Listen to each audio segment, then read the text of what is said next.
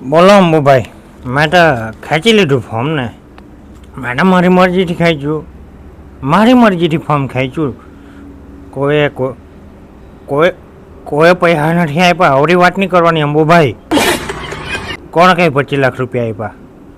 કોઈ આપ્યા નથી. ફોર્મ મેં ભરવાનો હતો, તમે ભરાવેલો ને ફોર્મ. ચૂંટણી કોણે લડવાનું કીધું? તમે કીધું. મેં તને ટેકો આપે એમ કીધેલું.